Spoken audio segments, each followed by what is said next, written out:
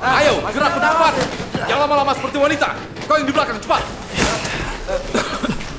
Kau yang di belakang, cepat. Rambut apa ini? Baunya seperti kotoran. Rambut orang mati, berbagai jenis bulu binatang. Cepat. Bangun! Jangan lambat. Ayo, cepat. Cepat.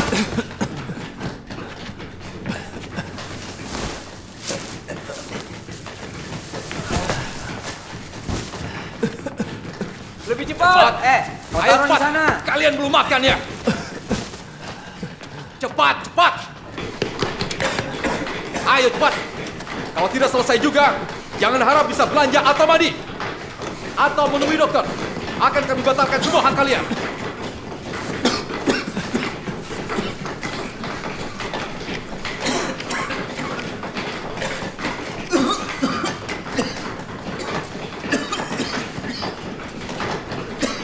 Siapa yang menyuruhmu berhenti? Apa aku sakit kepala? Beraninya kau membantah. Sini. Jalan. Cepat. Jongkok. Dasar. Berani melawan. Rasakan semprotan mata ini. Begini cara memberi pelajaran.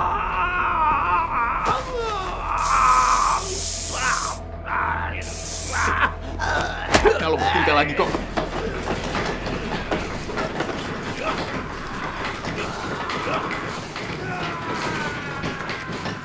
Yang Yi, ada. Instruktur Lang memanggilmu. Ayo. Jongkok.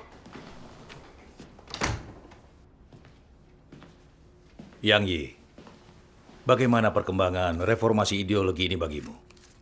Apa kau tahu kejahatanmu adalah beriman dan juga menginjil?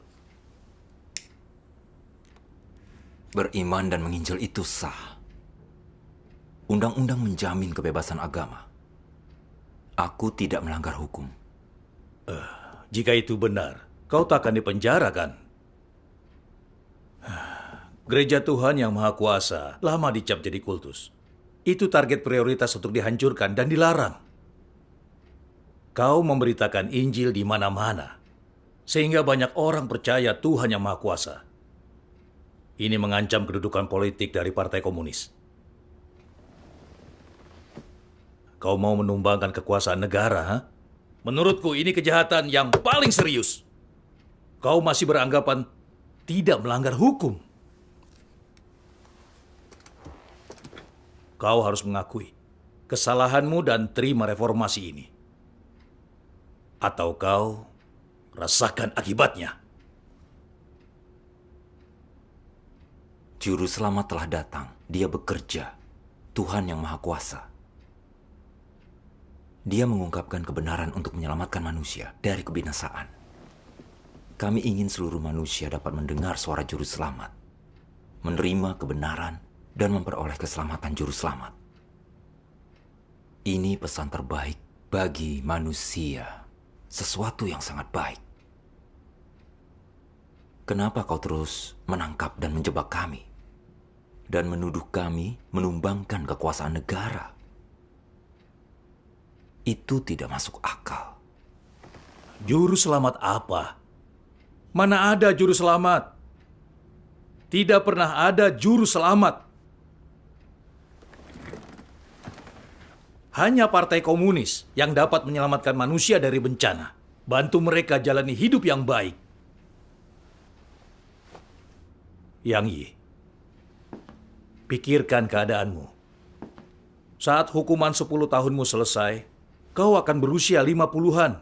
Hidupmu akan berakhir. Jika kau dengarkan partai, mengakui kejahatan dan menerima reformasi, hukumanmu berkurang 1 atau 2 tahun. Lebih baik kembali ke keluargamu daripada kau menderita di sini, ya kan? Apa kau begitu bodoh sampai tidak paham? Aku tidak berbuat jahat. Mengaku apa? Haruskah aku mengarang? Tidak mengaku artinya menolak reformasi. Untuk itu kami harus mengawasimu dan mengontrol gerakanmu dengan ketat. Saat kami memergokimu menyebarkan ide-ide kultus atau membahas iman, kau akan masuk sel penyiksaan. Tulis laporan ideologi malam ini dan serahkan besok.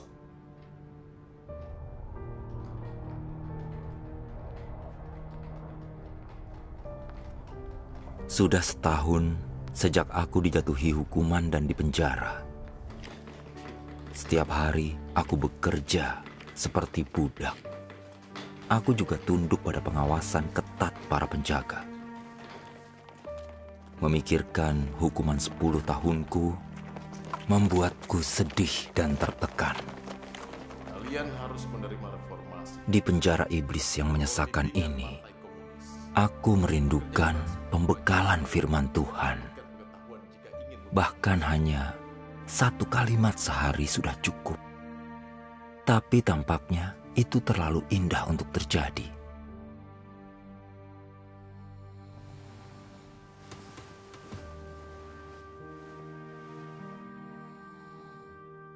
Tuhan yang Maha Kuasa, aku sudah dipenjara selama setahun.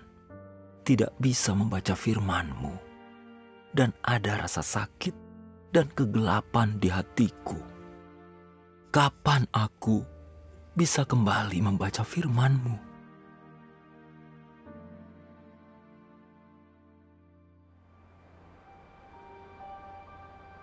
Di awal tahun 2012, aku bertemu Fang di penjara. Dia juga percaya Tuhan yang Maha Kuasa. Fang?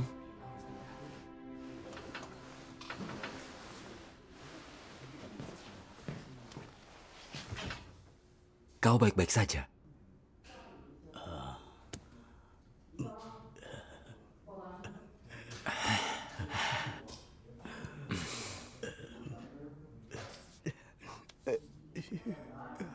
Bekerja sepanjang hari seperti ini membuat tubuhku terasa remuk. Aku juga tidak bisa membaca firman Tuhan atau ikut pertemuan. Hukumanku 4 tahun lagi. Tapi entah apa aku bisa bertahan. Saat tidak membaca firman, hari terasa berat. 3-4 tahun terakhir, aku pasif dan lemah. Dan banyak mengeluh. Aku berhutang banyak pada Tuhan. Kenapa mereka menangkapmu? Aku mengirim buku untuk gereja. Seorang saudari tertangkap dan dia mengkhianatiku. Setelah ditangkap, aku menyimpan dendam untuk waktu yang lama dan sering mengeluh. Kini aku mengerti. Tuhan mengizinkan semua ini dan ada niat baik. Baguslah kau sadar Tuhan mengizinkannya. Kau telah bertumbuh. Jika kau menyimpan keluhan, selain merugikan hidupmu, kau jadi mudah kehilangan kesaksian. Sialan. Lelah sekali aku. Oh ya, apa keluargamu datang menjenguk baru-baru ini?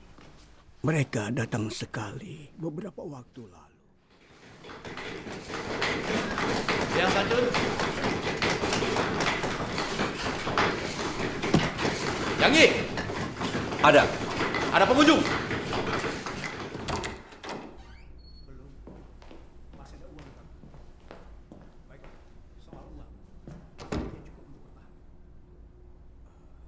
Saudari Cho.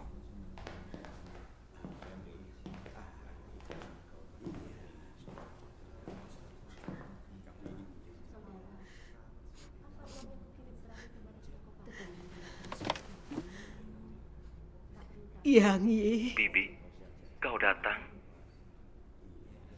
coba kulihat dirimu. Bagaimana kabarmu?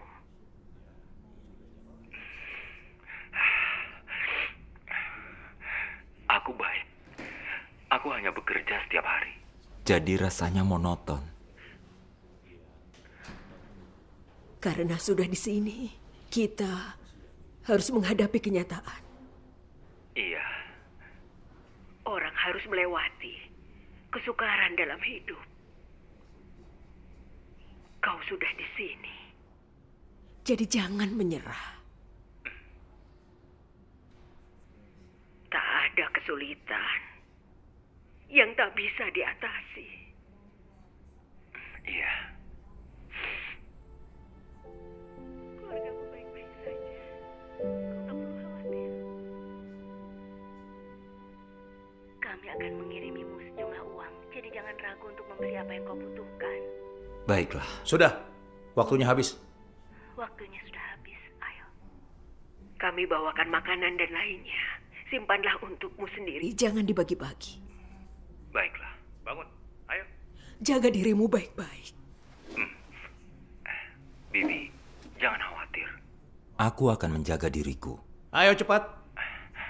Jaga diri kalian juga. Ayo.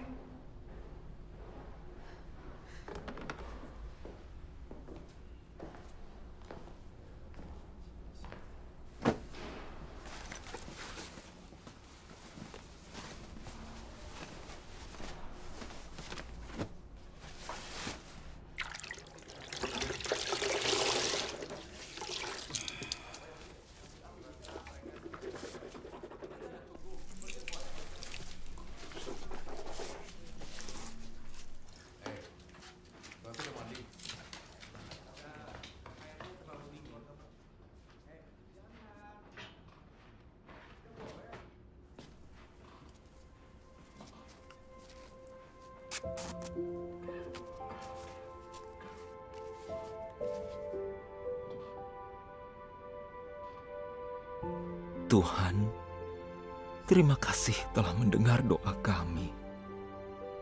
Engkau tahu rasa haus kami, dan kami bersyukur karena Engkau. Izinkan kami menerima firman-Mu.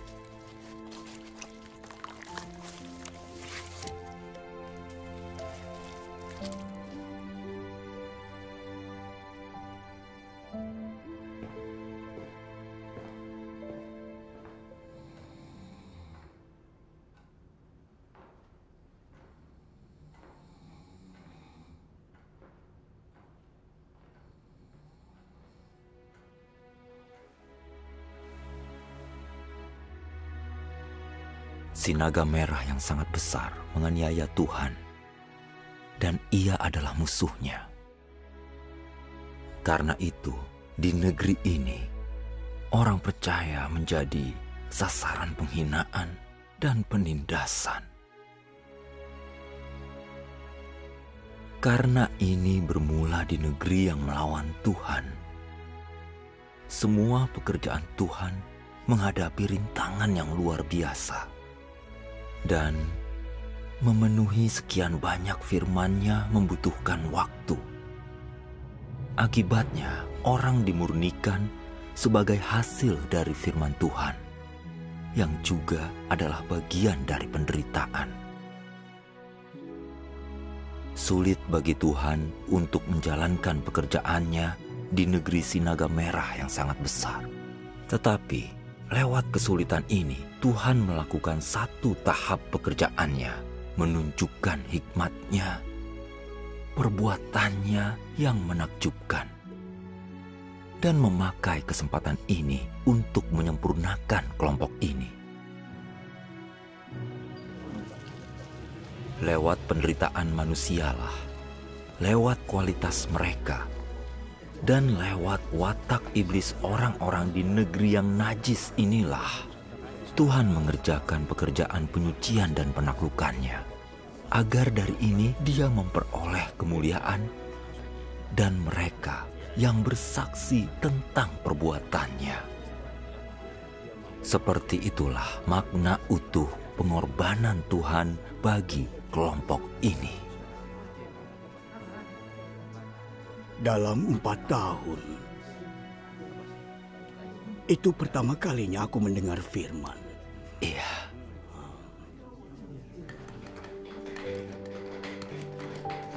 Firman Tuhan seperti cahaya dalam kegelapan, itu menerangi hati kita dan memberi kita penghiburan dan semangat, sehingga kita bisa bangkit dari rasa sakit dan kelemahan kita. Kita juga melihat penganiayaan Sinaga Merah yang sangat besar terhadap gereja makin tak terkendali. Di tahun 2013, lebih dari puluhan saudara tiba di penjara tempatku berada. Kau tidak apa? Iya. Kalian berdua baru di sini? Hah? Mana asalnya? Orang percaya? Hei, Hu, ayo kita merokok. 2 orang percaya lainnya. Hei, orang kaya, punya rokok? Kau tahu apa? Hai. Apa kalian orang percaya? Ya. Percaya Tuhan yang Maha Kuasa? Ya. Aku juga percaya kepadanya.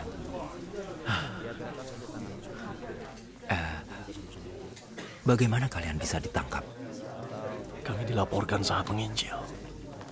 Oh. Bagaimana keadaan di luar sekarang? Hei ketua, tunggu aku. Aku mau bicara denganmu. Injil sedang tersebar luas. Mayoritas umat pilihan bersaksi tentang Tuhan. Banyak orang di tiap provinsi menerima Tuhan yang Maha Kuasa. Dan hampir semua rumah tahu namanya. Iya, Injil Kerajaan bahkan tersebar ke luar negeri. Kudengar banyak orang di luar negeri menerimanya. Wah, itu bagus. Bagaimana kemampuanmu dalam menenun rambut? Tak terlalu baik, ini sulit. Ajarilah kami nanti ya. Tentu. Jika ada waktu, akan kuajari. Bagus. Dia informan Sinaga Merah yang sangat besar. Hati-hati di dekatnya. Istirahat selesai. Semua kembali bekerja. Cepat, cepat. Berhenti merokok. Pastikan rambutnya bersih. Kalau tidak ulangi lagi. Jang pingsan! Jang pingsan! Jang! Kenapa dia? Hei, Jang. Kenapa? Kenapa dia? Dia pingsan. Apa yang terjadinya? Kalian, bawa dia. Cepat. Satu lagi yang pingsan karena kelelahan. Kita semua akan berakhir seperti itu. Apa yang terjadi? Dia pingsan. Jalan. Semuanya berhenti melihat. Kembali bekerja.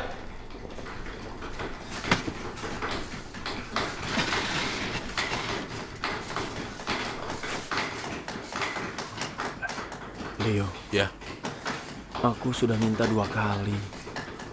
Kenapa aku tak boleh menemui dokter? tahan saja. Selama tidak pingsan, kau harus bekerja. Dokter pun tidak bisa merawatmu. Bos penjara menjual semua obat yang bagus. Tahun lalu, seorang narapidana diinfus lalu meninggal.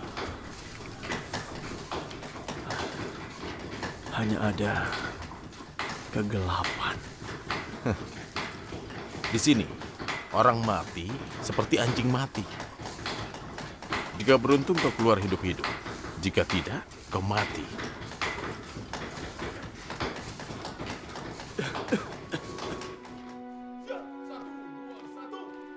Beban kerja di penjara sangat berat. Tiap hari kami mulai pukul 6 pagi dan selesai pukul 7.30 malam. Setelah bekerja dari pukul 8 sampai 9, tahanan akhirnya dapat 1 jam waktu luang. Meski begitu, kami tetap di ruangan yang sama. Aku dan saudara-saudaraku memakai waktu itu untuk bertemu dan bersekutu. Tidak ada. Tidak. Tidak mungkin. Coba buka penjara nih.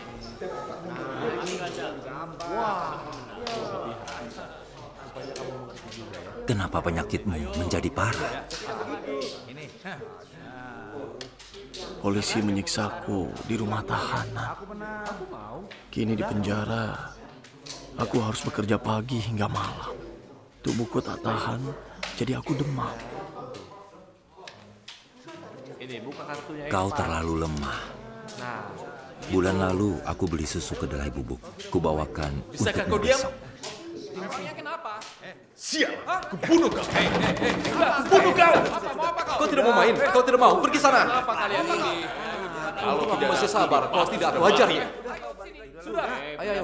Akhir-akhir ini penyakitku makin parah. Aku sulit bertahan. Aku takut akan mati di penjara. Jika aku mati di sini, bagaimana dengan orang tua, istri, dan anakku? Hei, di saat seperti ini, kau mencemaskan keluargamu. Yang terpenting sekarang adalah teguh dalam kesaksian bagi Tuhan dan mempermalukan iblis. Kita harus berdoa dan mempercayakan keluarga kita kepada Tuhan.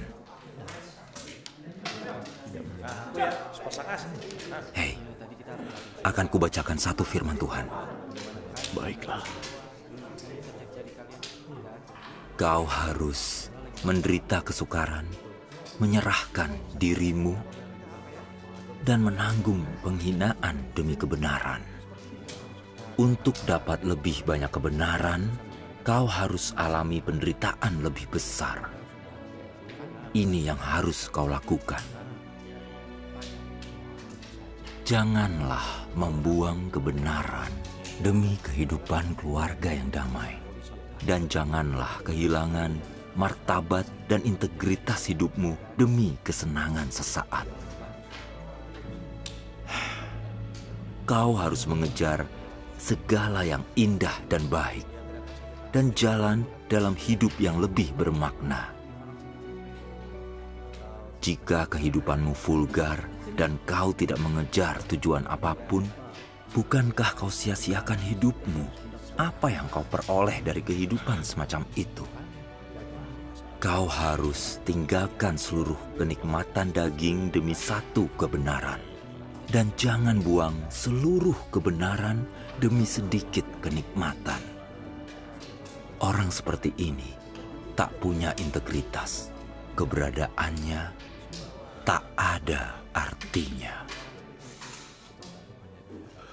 Aku mohon ampun kepada Tuhan. Aku egois dan hina.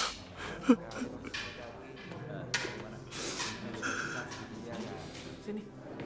Tiap hari isinya hanya propaganda Jepang. Jangan coba-coba. Saudara-saudara di penjara dan dihukum beberapa tahun. Pasti sulit bagi mereka tanpa firman Tuhan untuk dibaca.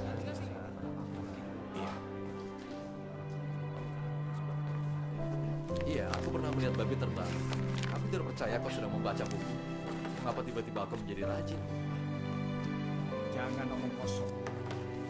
Meski aku rajin, aku tak bisa dapat yang kuinginkan seperti itu. Aku dipaksa bekerja keras panjang hari. Lalu aku harus kembali dari kelas politik di malam hari.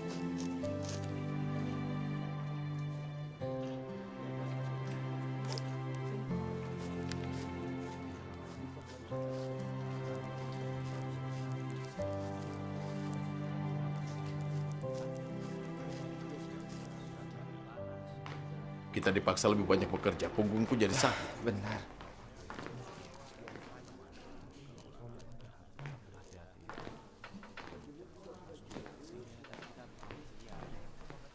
Yang Yi, Ya, apa yang kau tulis? catatan pembelajaran. Tulisan tanganmu bagus. Buatkan untukku. Ya, baiklah. Terima kasih. Aku mau istirahat.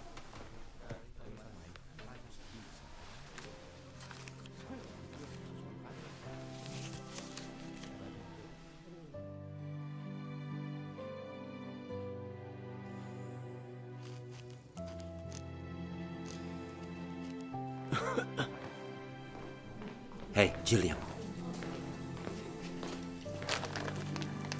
Ini firman Tuhan. Tuliskan firman Tuhan yang kau ingat. Kita bisa saling membagikannya. Baiklah, akan aku tulis apa yang kuingat. Mari kita menonton TV. Baiklah. Ayo. Lupakan, aku malas nonton TV hari ini. Kita tidak boleh mengubah salurannya. TV-nya selalu dimonopoli orang yang sama. Nanti menjengkelkan. Iman dan kasih yang terbesar dituntut dari kita dalam tahap pekerjaan ini. Kita mungkin tersandung akibat kecerobohan kecil. Karena tahap pekerjaan ini berbeda dari pekerjaan sebelumnya. Tuhan menyempurnakan iman manusia yang tidak terlihat dan tidak berwujud. Yang Tuhan lakukan adalah mengubah firman menjadi iman, menjadi kasih, dan menjadi hidup. Orang harus dimurnikan ratusan kali sampai iman mereka lebih besar dari iman Ayub. Mereka harus menanggung penderitaan luar biasa dan segala macam siksaan tanpa pernah meninggalkan Tuhan.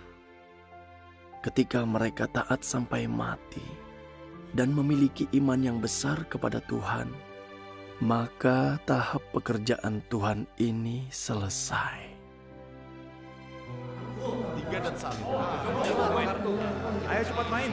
Ya, Suarakan tuh kan itu. Menjadi judi. Ayo.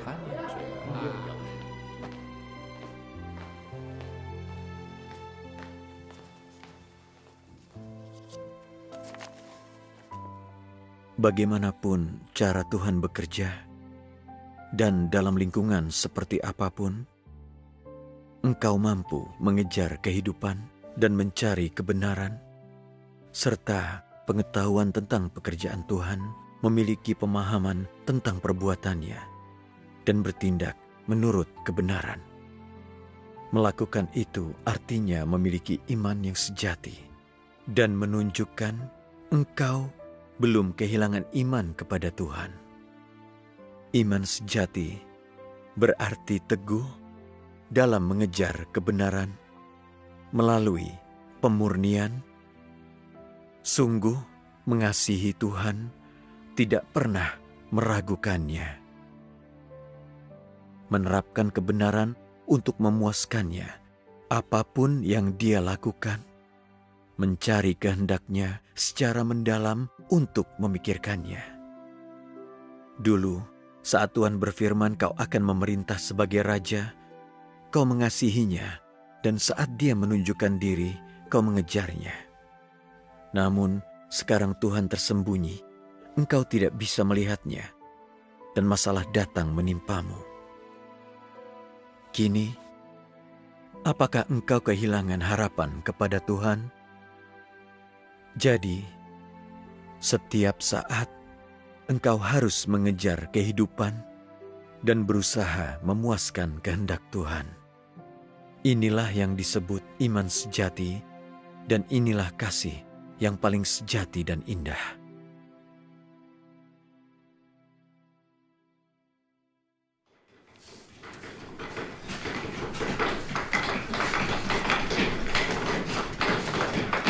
Kenapa kerjamu lama? Karena aku sakit. Dasar, berani membantah kau sekarang. Keluar! Bulan lalu kau tidak memenuhi target, dan bulan ini kau masih lambat. Jongkok! Rasakan ini. Ini akibat membantah. Pak, ampun, Pak. Ampun. Rasakan lagi. Masih berani membantah. Ini hukuman bagi pemalas. Kita lihat apa kau akan malas lagi. Kau suka itu, ha? Coba kau malas lagi. Mana rasanya disetrum? Iya. Bagaimana rasanya disetrum, brengsek?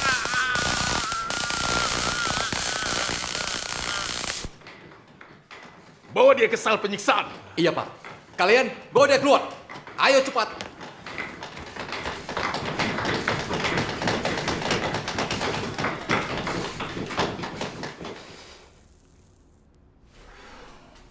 Chong Chi-min, kau menolak menandatangani 3 surat. Ini bukti kau belum mengakhiri hubungan dengan gerejamu, dan kau masih saja percaya Tuhan Yang Maha Kuasa. Artinya itu kau menentang ideologi pemerintah. Kuperingatkan, kalau kau tidak menandatangani 3 surat, hukumanmu tidak akan dikurangi. Dan kau akan diawasi lebih ketat. Melanggar aturan sekecil apapun, akan ada akibatnya.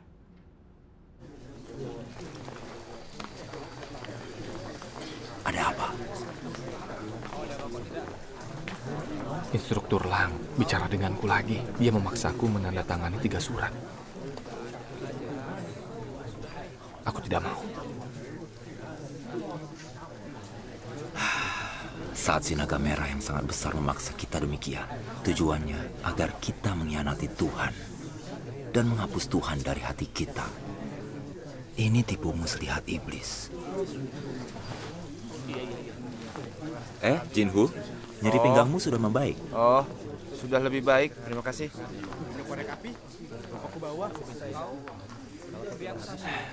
Kita dikelilingi pencobaan iblis di sini. Tanpa bekal firman, aku takut kita tidak bisa teguh.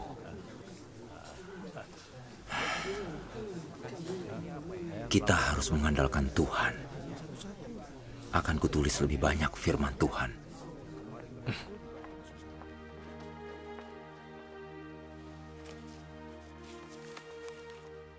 Sebagai makhluk ciptaan, manusia harus melakukan tugas mereka dan menjadi saksi bagi Tuhan di tengah pemurnian. Dalam setiap ujian, mereka harus menjunjung tinggi kesaksian mereka dengan memberi kesaksian yang berkumandang bagi Tuhan. Orang yang melakukan ini adalah pemenang. Bagaimanapun cara Tuhan memurnikanmu, engkau tetap yakin dan tidak kehilangan keyakinan kepadanya. Engkau melakukan apa yang seharusnya manusia lakukan. Inilah yang Tuhan tuntut dari manusia. Dan hati manusia harus mampu kembali kepadanya dan berpaling kepadanya di setiap saat yang berlalu. Inilah seorang pemenang. Para pemenang yang disebut Tuhan ini tetap mampu bersaksi, berbakti, dan setia kepada Tuhan. Bahkan ketika berada di bawah pengaruh dan serangan iblis, yaitu saat dikepung kekuatan kegelapan. Jika engkau tetap mampu menjaga hati yang murni di hadapan Tuhan dan mempertahankan kasih yang tulus kepada Tuhan apapun yang terjadi, engkau menjadi saksi di hadapan Tuhan. Dan inilah yang Tuhan maksudkan sebagai pemenang.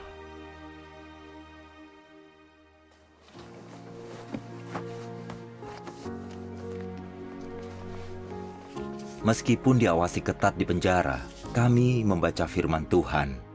Itu mencerahkan hati kami dan membuat kami mengalami kenyataan kasih Tuhan. Tuhan sungguh peduli dan menjaga kami. Saudara-saudara sangat terinspirasi. Setiap orang menuliskan firman Tuhan yang mereka ingat dan mengedarkannya. Ayo cepat-cepat!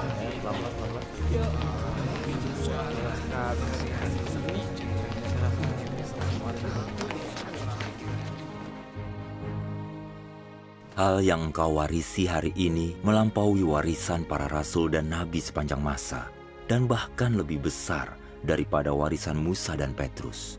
Berkat tidak bisa diperoleh dalam 1-2 hari, tetapi melalui pengorbanan yang besar. Engkau harus memiliki kasih yang melalui pemurnian dan memiliki iman yang besar dan kebenaran yang Tuhan perintahkan untuk engkau peroleh. Kau juga harus berpaling dengan teguh pada keadilan, dan kasihmu kepada Tuhan haruslah tiada henti. Engkau harus punya ketetapan hati. Perubahan harus terjadi dalam watak hidupmu. Kerusakanmu harus dipulihkan. Kau harus menerima semua pengaturan Tuhan tanpa mengeluh dan tunduk sampai mati. Inilah yang harus kau capai. Inilah tujuan akhir pekerjaan Tuhan. Dan inilah yang Tuhan minta dari kelompok ini.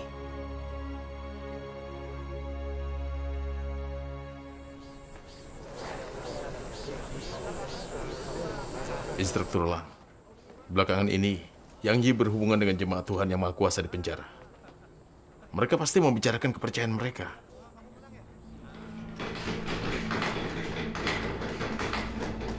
Cepat! Dagang sudah kembali dari sel penyiksaan.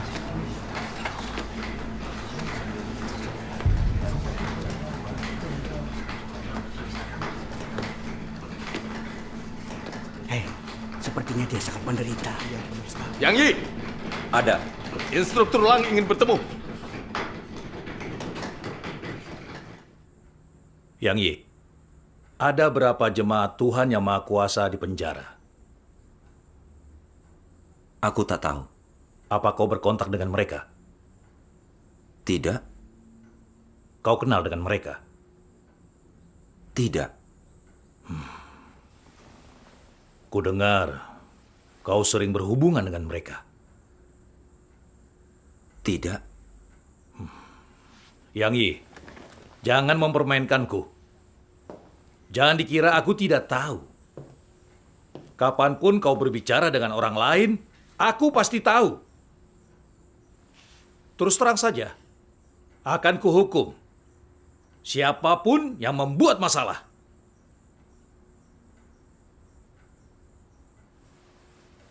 Kalau kau ketahuan menyebarkan ide-ide kultusmu, kau akan kuberi pelajaran. Dengan 3 bulan di dalam sel penyiksaan. Percayalah.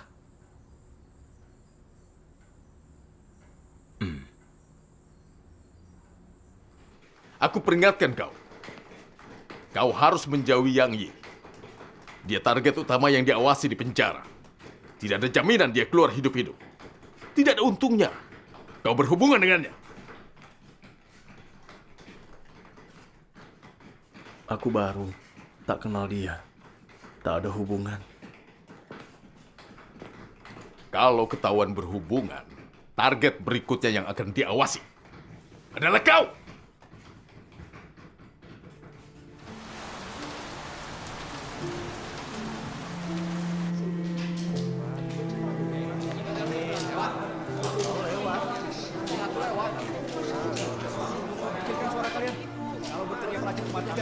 Katakan sekali lagi, syukur saja kau ada di sini. Kalau kita di luar, kau hajar kau akan lagi.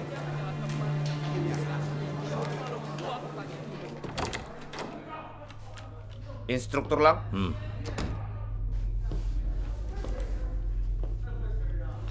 Buka rekaman pengawasan Yang Yi. Baik. Lihatlah ini.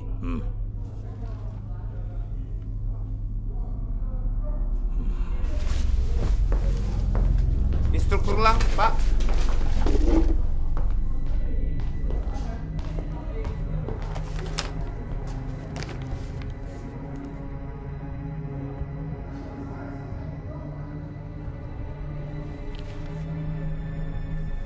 Aku sangat lelah hari ini. Begitu aku bebas, aku tidak akan dapat pekerjaan lagi.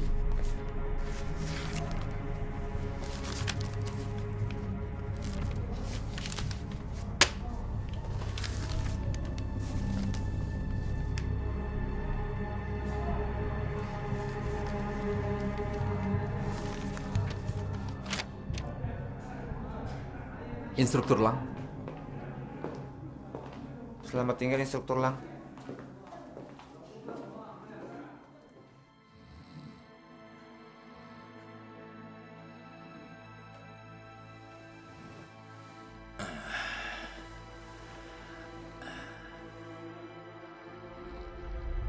Kalau kau ketahuan menyebarkan ide-ide kultusmu, kuberi kau pelajaran. Dengan 3 bulan di dalam sel penyiksaan. Percayalah.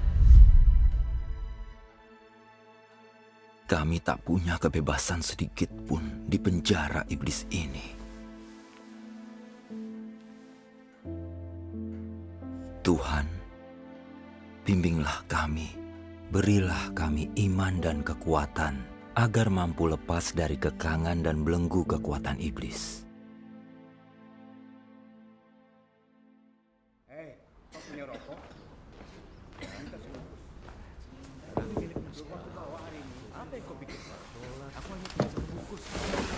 Hai, ambillah sol sepatu yang dibawakan ibuku. Baiklah. Di dalamnya ada firman Tuhan yang sangat bagus. Mari kita salin dan segera berikan kepada yang lain. Iya.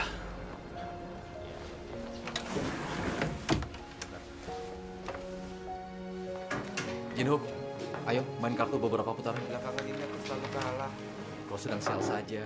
Mungkin hari ini kau akan menang.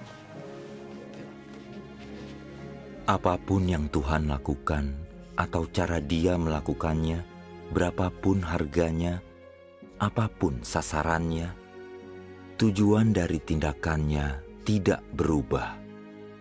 Tujuannya untuk mewujudkan firman, tuntutan, dan kehendak Tuhan bagi manusia ke dalam diri manusia. Dengan kata lain, tujuannya adalah mewujudkan semua yang Tuhan anggap positif ke dalam manusia sesuai langkahnya.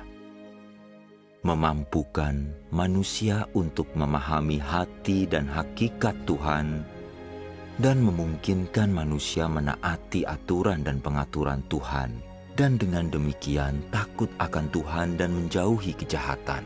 Semua ini salah satu aspek dari tujuan Tuhan dalam semua yang Dia lakukan. Aspek lainnya adalah bahwa karena iblis adalah kontras dan objek pelayanan dalam pekerjaan Tuhan, manusia sering diserahkan kepada iblis.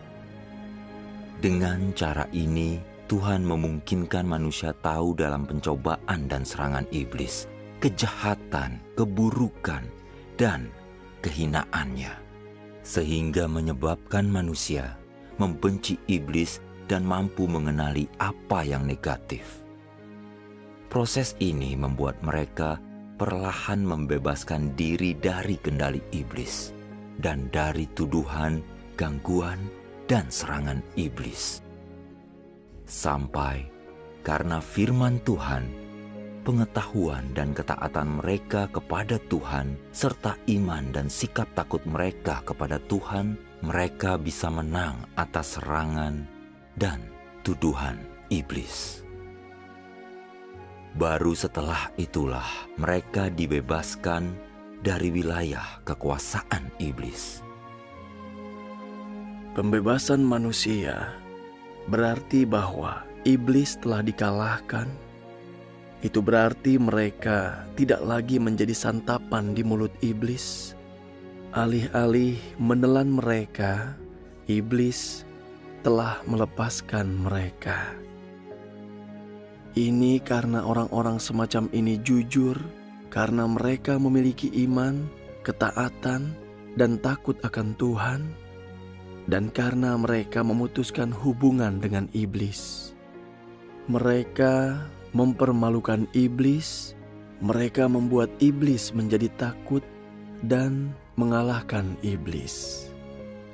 Keyakinan dalam mengikut Tuhan dan ketaatan serta sikap takut akan Tuhan mengalahkan iblis dan membuat iblis melepaskan mereka. Hanya orang semacam inilah yang didapatkan Tuhan, dan inilah tujuan akhir Tuhan dalam menyelamatkan manusia. Jika mereka ingin diselamatkan dan ingin didapatkan Tuhan, maka semua orang yang mengikut Tuhan harus menghadapi pencobaan dan serangan besar maupun kecil dari iblis. Mereka yang keluar dari hal ini dan mampu mengalahkan iblis adalah orang yang diselamatkan Tuhan.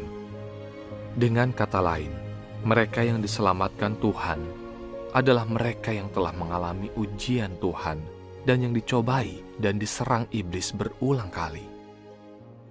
Mereka yang diselamatkan Tuhan memahami kehendak dan tuntutan Tuhan dan mampu menerima kedaulatan dan pengaturan Tuhan, tidak meninggalkan jalan takut akan Tuhan, dan menjauhi kejahatan di tengah pencobaan iblis. Mereka yang diselamatkan Tuhan adalah orang yang jujur, baik hati, mampu membedakan antara kasih dan kebencian, bersikap adil dan rasional, dan memedulikan Tuhan serta menghargai semua yang berasal dari Tuhan. Orang semacam itu tidak diikat, diintai, dituduh, ataupun disiksa iblis. Mereka bebas. Mereka telah dibebaskan dan dilepaskan sepenuhnya. Ayub adalah orang dengan kebebasan seperti itu. Dan inilah sesungguhnya makna penting mengapa Tuhan menyerahkan dia kepada iblis. Bahkan dalam mimpiku tak pernah kubayangkan bisa membaca seluruh bagian firman di penjara. Aku tidak berani memikirkannya. Pada hari-hari itu, kami membaca 5 bagian terbaru firman Tuhan berturut-turut. Bagaimana mengetahui watak Tuhan dan hasil yang akan dicapai pekerjaannya. Pekerjaan Tuhan, watak Tuhan, dan Tuhan itu sendiri 1, 2, 3. Tuhan itu sendiri Tuhan yang unik. 1.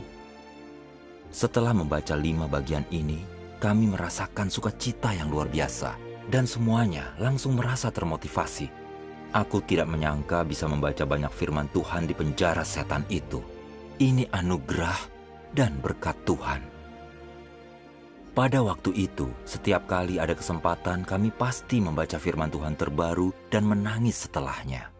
Kami merasa firman Tuhan bagaikan mata air segar yang memuaskan dahaga hati kami. Kami menantikan waktu yang bisa kami habiskan tiap hari seperti ini. Alangkah indahnya.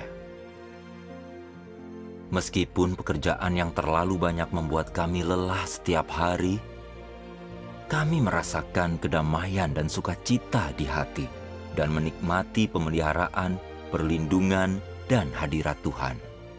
Sukacita kami berasal dari firman Tuhan, dan kami mampu melewati hari-hari di penjara seperti itu. Di sektor 12, baru-baru ini orang percaya mengedarkan catatan. Banyak orang percaya di sektor kita. Jadi kita tidak boleh membiarkan ini terjadi di sini. Ya. Beberapa hari ini, narapidana melapor.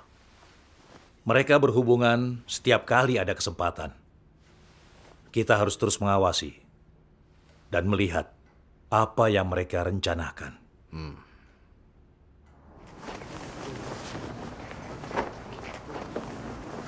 Ayo berbaris!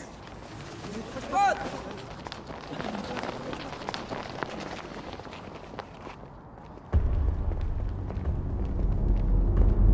Instruktur lang. Perhatian, pemeriksaan!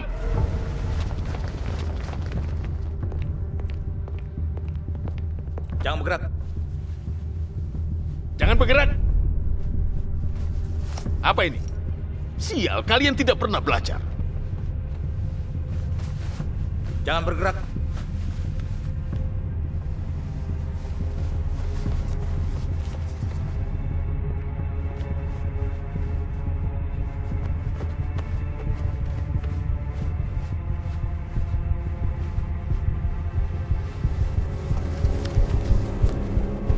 Hei, kau! Apa yang kau lakukan? Sembunyi kenapa? Sialan. Mau masuk sel penyiksaan.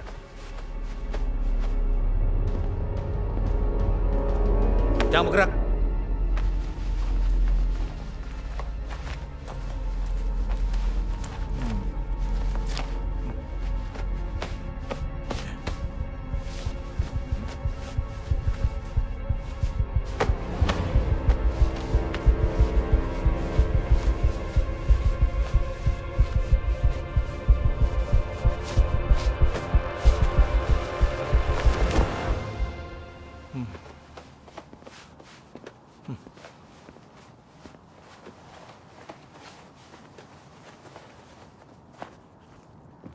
Turunkan tangan.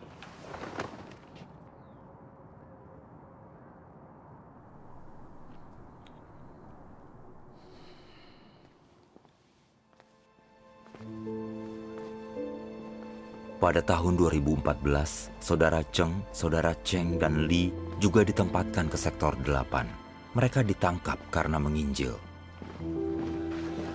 Awalnya, Saudara Cheng selalu tampak sangat khawatir.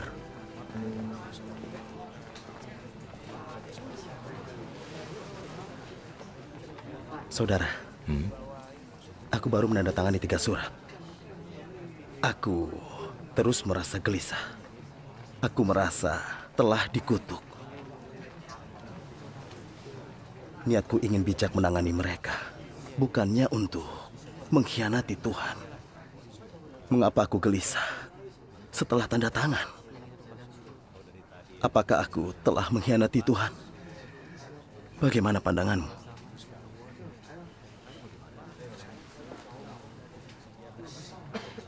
Niatmu adalah bersikap bijak dan bukan mengkhianati Tuhan. Mengapa kau gelisah setelah tanda tangan? Ada masalah. Jika hati nurani kita menuduh dan menegur kita, ini masalah. Pada zaman kasih karunia Tuhan Yesus berkata, "Siapa yang menyangkal aku di depan manusia, aku pun akan menyangkalnya di depan Bapakku." Tuhan juga berfirman, "Terhadap mereka yang tidak setia selama masa kesukaran, aku tidak akan lagi berbelas kasihan, karena belas kasihanku hanya sampai sejauh ini. Lagi pula, aku tidak suka siapapun yang mengkhianati aku. Aku tidak suka bergaul dengan orang yang mengkhianati kepentingan temannya. Inilah watakku, terlepas dari siapapun orangnya." Apa kau memandang masalah ini menurut gagasan manusia atau berdasarkan firman Tuhan?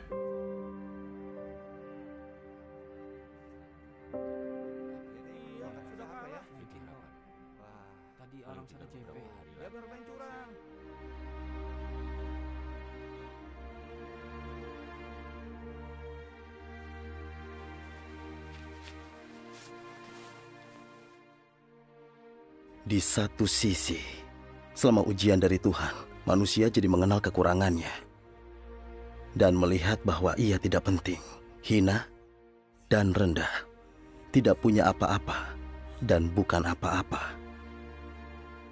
Di sisi lain, selama ujiannya, Tuhan menciptakan lingkungan yang berbeda bagi manusia, yang membuatnya makin mampu mengalami keindahan Tuhan. Walaupun kesengsaraannya berat dan kadang tidak tertahankan, bahkan mencapai tahap duka cita yang meremukan. Setelah mengalaminya, manusia melihat betapa indahnya pekerjaan Tuhan dalam dirinya. Dan atas dasar ini, lahirlah dalam diri manusia kasih yang sejati kepada Tuhan. Sekarang ini manusia melihat bahwa dengan kasih karunia, kasih dan belas kasih Tuhan saja, ia tidak mampu mengenal dirinya sendiri, apalagi mengetahui esensi manusia. Hanya melalui pemurnian dan penghakiman dari Tuhan, dan dalam proses pemurnian itu sendiri, manusia bisa mengenal kekurangannya dan mengetahui ia tidak memiliki apa-apa.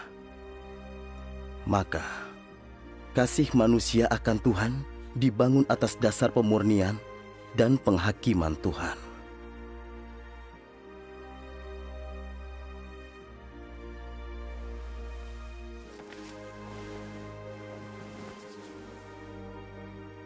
Tuhan, menandatangani 3 surat adalah kesalahan. Itu artinya mengkhianatimu. Aku menyesalinya. Jika ada kesempatan lain, meski dipukuli sampai mati, aku tidak akan menandatangani 3 surat dan teguh bersaksi.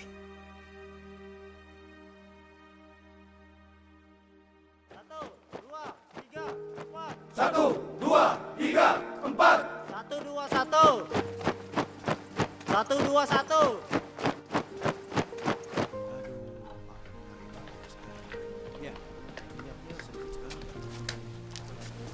ambillah bumbuku.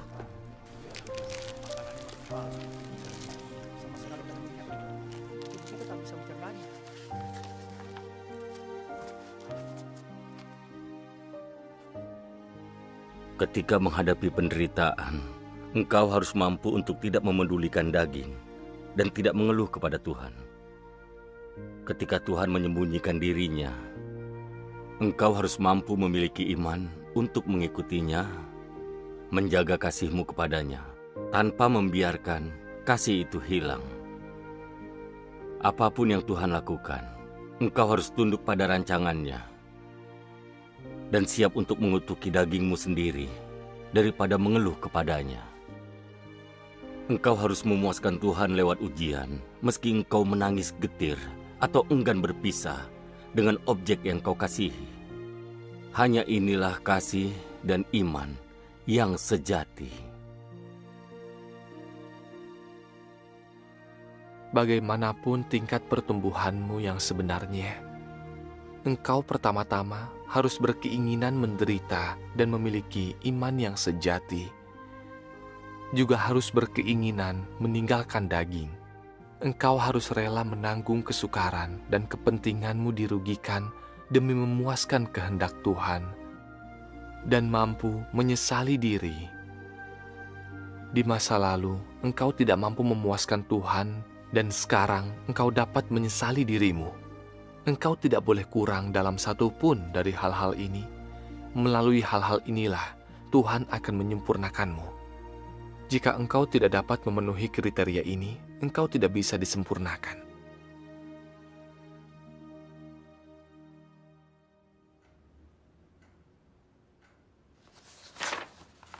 Cheng Lu dan yang lain menandatangani 3 surat. Mengapa sekarang dibatalkan? Sialan, semuanya membatalkan pengakuan. Apakah salah satu jemaat itu memengaruhi mereka? Iya. Kau awasi semua jemaat Tuhan yang Maha Kuasa di semua sektor. Jangan sampai mereka saling berhubungan. Baik, Pak. Apa kau dapat pengurangan hukuman kali ini? Hanya mimpi. Siang. Setiap tahun mereka bilang akan meringankan hukumanku, tapi itu omong kosong. Sekeras apapun kau bekerja, semuanya sia-sia. Uang bisa memperingan hukuman. Kau ada uang? Bagaimana kau bisa membayar?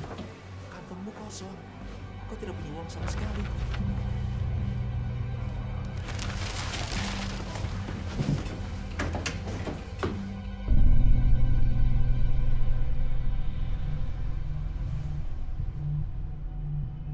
Dari siapa kau dapat catatan ini? Sial, tidak mau bicara. Ini yang terjadi. Kau tidak mau bicara. Turunkan tanganmu. Dari siapa? Jawab aku. Brengsek, bicara. Jawab aku. Sialan, mulutmu terkunci rapat.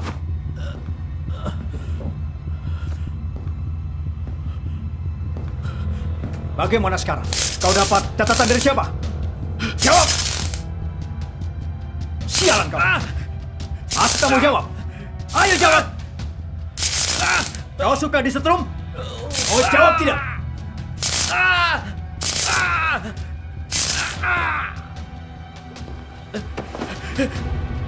Semalam Chong Ming berbicara denganmu. Apa dia yang memberikannya? Jawab!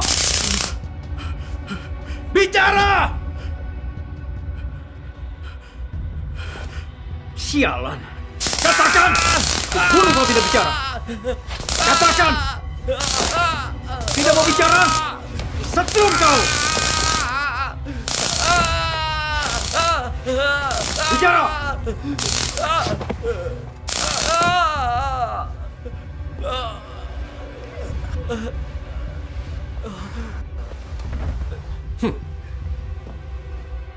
Menyebarkan ideologi kultus di penjara.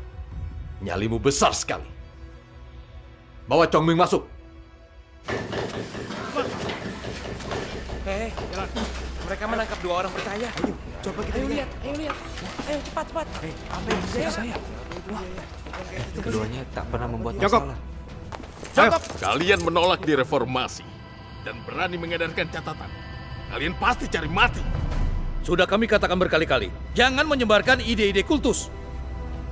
Tapi kalian melanggarnya. Sekarang rasakan sel penyiksaan ini. Tuhan, lindungilah kedua saudara ini agar teguh dalam kesaksian untuk-Mu. Bawa mereka. Jalan. Sepertinya itu karena mereka mengedarkan catatan. Semuanya kembali bekerja. Semua kembali bekerja, sialan. Mau masuk sel penyiksaan. Ayo cepat.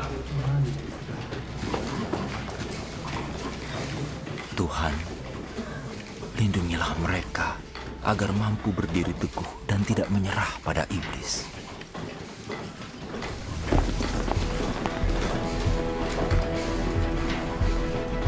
Instruktur Lang. Pemeriksaan. Baik. Berhenti bekerja. Berdiri. Ayo cepat. Semuanya berdiri.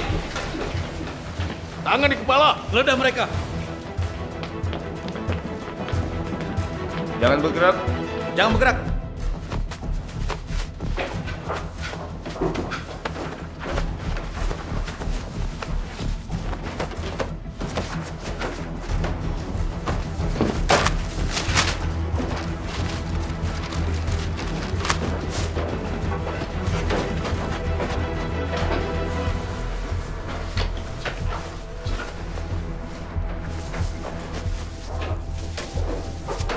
Balik badan.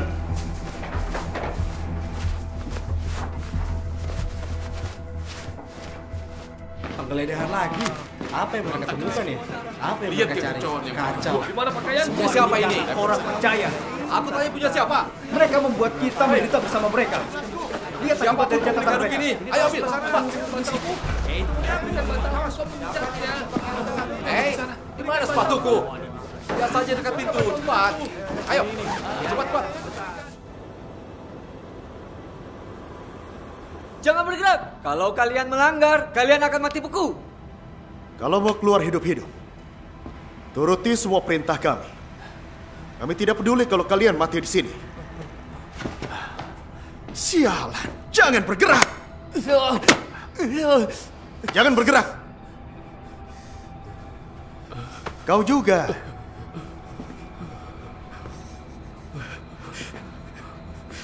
Berdiri tegak. Brengsek, berdiri yang tegak.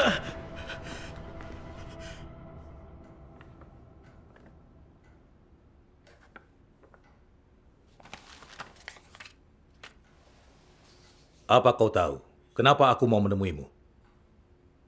Tidak. Apa kau tahu Chen Xi dan Shen Chongming disiksa? Iya.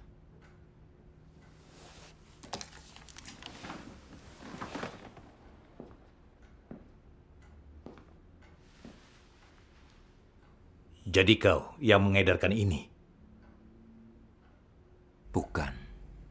Bukan aku. Kubandingkan dengan tulisan tanganmu. Kau yang tulis. Kau masih mau berbohong. Bukan aku yang mengedarkan.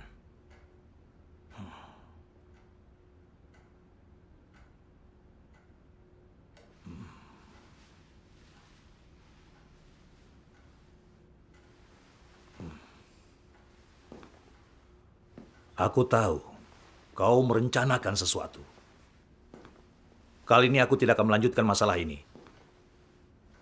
Tapi kau harus mulai berperilaku baik. Jika ada lagi catatan yang muncul, kau kuhukum. Pergi. Untungnya kami mengubah tulisan tangan kami saat menyalin firman Tuhan, membutakan mata iblis. Jika tidak, akibatnya pasti sangat mengerikan. Kepercayaan beragama adalah kegiatan tahayul dan juga salah. Tidak ada Tuhan dan tidak ada juru selamat. Hanya partai komunis yang dapat menyelamatkan dan membebaskan manusia dan membuat orang hidup bahagia. Ini kenyataan. Kalian percaya Tuhan, tapi siapa yang pernah melihat Tuhan? Di manakah Tuhan? Kalian percaya Tuhan, dan mencari Tuhan untuk menyelamatkan diri dari penderitaan. Tapi ini adalah kebodohan.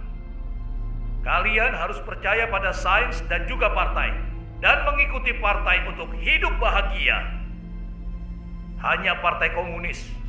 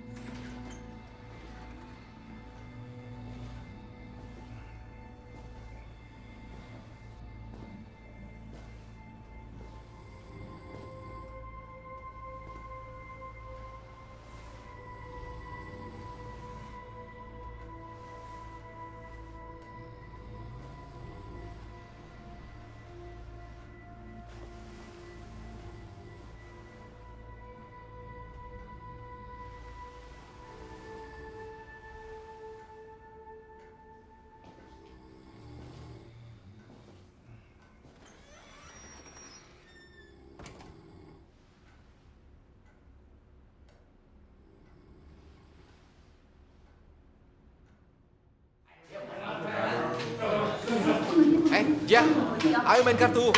Ayolah. Ya lama-lama, ayolah. Kau punya apa? 200.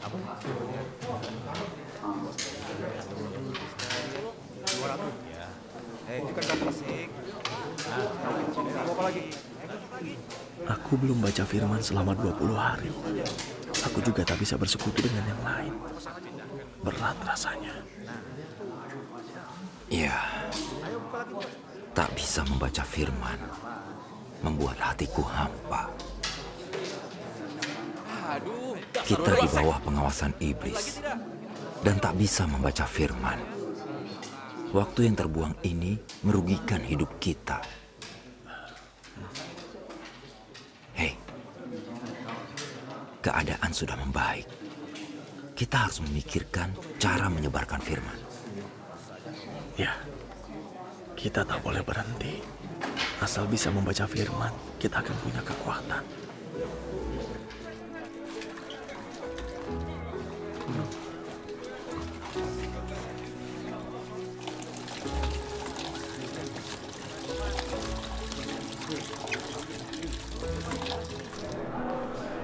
Caliang. Ya. Ini. Terima kasih.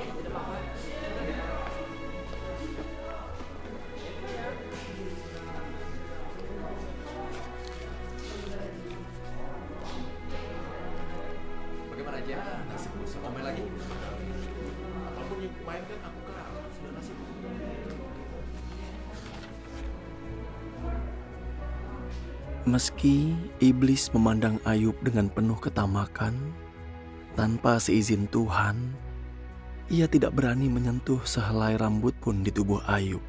Meskipun iblis pada dasarnya jahat dan kejam, setelah Tuhan mengeluarkan perintahnya kepadanya, ia tidak punya pilihan selain mematuhi perintah Tuhan. Jadi, meski iblis sama buasnya seperti serigala di antara domba saat menyerang Ayub, ia tidak berani melupakan batas yang ditetapkan Tuhan untuknya, tidak berani melanggar perintah Tuhan, dan dalam semua yang ia lakukan, iblis tidak berani menyimpang dari prinsip dan batasan firman Tuhan. Bukankah ini fakta? Dari sini dapat dilihat bahwa iblis tidak berani menentang satupun firman Tuhan Yahweh. Bagi iblis, setiap firman dari mulut Tuhan adalah perintah dan hukum surgawi, sebuah pengungkapan otoritas Tuhan.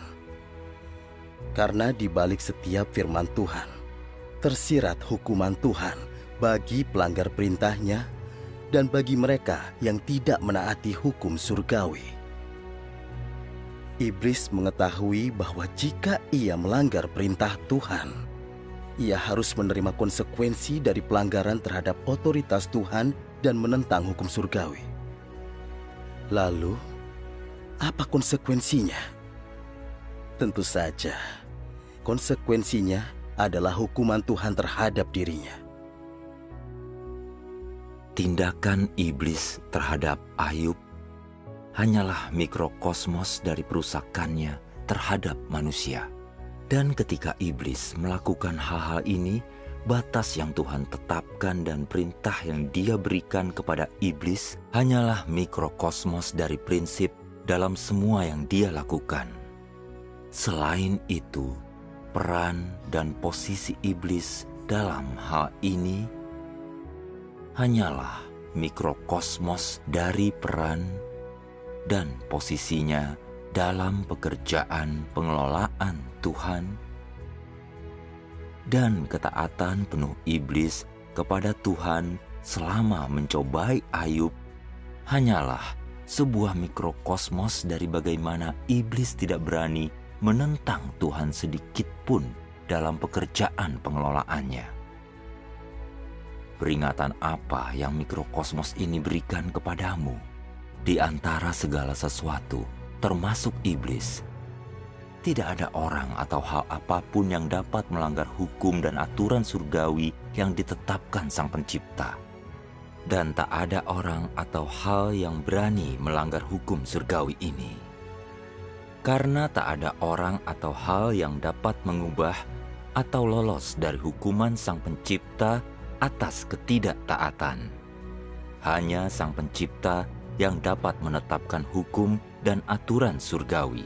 Hanya Sang Pencipta yang memiliki kuasa untuk mengerahkannya.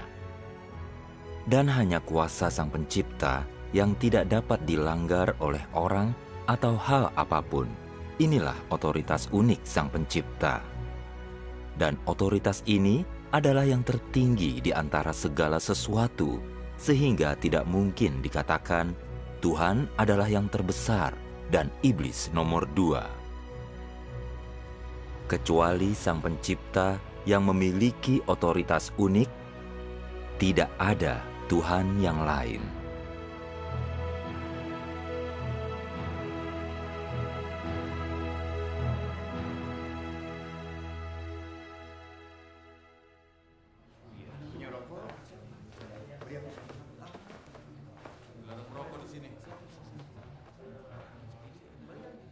Hampir semua saudara di sektor kami sudah membaca firman. Tapi aku tidak tahu tentang saudara di sektor lainnya. Kita harus cari cara bagikan firman ke mereka. Di klinik, kita bisa berhubungan dengan sektor lain. Aku menyebarkan firman di sana 2 kali. Lalu penjaga memperhatikan, jadi aku berhenti. Mat, ayo tadi mulai. Pergi sana. Kau lihat apa? Baiklah. Siapa lagi yang mau jadi lawanku? Ayo sini. Baiklah. Ku dengar besok kau akan pergi ke klinik. Belakangan ini aku tidak enak badan. Kau harus menjaga diri. Sekarang kau tak mau pakai teknik yang kuat. Bisakah kau memikirkan cara menyebarkan firman ke sektor lain saat di klinik? Tentu. Menyebarkan firman di klinik berbahaya. Kau bisa digeledah sewaktu-waktu. Kau harus mengandalkan Tuhan. Kita sudah dikurung di sini. Apalagi yang ditakuti. Jika bisa membantu yang lain membaca firman, mengambil risiko adalah hal benar.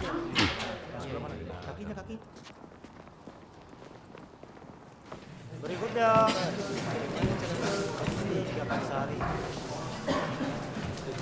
Berikutnya.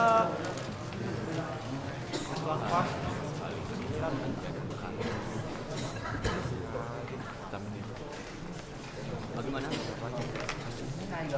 Terima kasih. Iya, baik. Bagaimana kabarmu belakangan ini? Baik. Apa yang terjadi dengan tanganmu? Tanganku terluka di tempat kerja. Oh.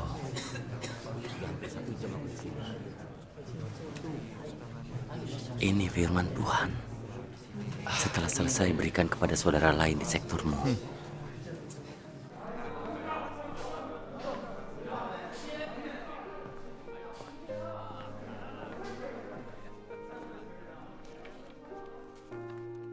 Tuhan menganggap pengelolaan dan keselamatan atas manusia sebagai hal yang lebih penting dari segalanya. Dia melakukan hal-hal ini tidak hanya dengan pikirannya atau firman-Nya, dan tentu saja tidak dengan sikap yang asal-asalan. Dia melakukan semua ini dengan perencanaan, dengan tujuan, standar, dan kehendak-Nya. Jelaslah bahwa pekerjaan untuk menyelamatkan manusia ini memiliki makna yang sangat penting baik bagi Tuhan maupun manusia. Sesulit apapun pekerjaan itu, sebesar apapun rintangannya, selemah apapun manusia, atau sedalam apapun pemberontakan manusia, tidak satu pun dari semua ini yang sulit bagi Tuhan. Tuhan menyibukkan dirinya, melakukan upayanya yang sungguh-sungguh, dan mengelola pekerjaan yang Dia sendiri ingin lakukan. Dia atur semuanya dan kendalikan semua orang yang akan Dia kerjakan dan semua pekerjaan yang ingin Dia bereskan. Tidak satu pun pernah dikerjakan sebelumnya. Ini pertama kalinya Tuhan menggunakan metode ini dan membayar harga sebesar ini untuk proyek besar pengelolaan dan penyelamatan manusia. Sementara Tuhan melakukan pekerjaan ini sedikit demi sedikit tanpa menyembunyikan apapun, Dia mengungkapkan kepada manusia upayanya, apa yang Dia miliki, dan siapa dirinya. Hikmat dan kemahakuasaannya dan setiap aspek dari wataknya. Dia mengungkapkan hal-hal ini seperti yang belum pernah Dia lakukan. Dengan demikian, di seluruh alam semesta, selain orang yang hendak Tuhan kelola dan selamatkan, tidak ada lagi ciptaan lain yang sedemikian dekatnya dengan Tuhan, yang memiliki hubungan sedemikian intim dengannya.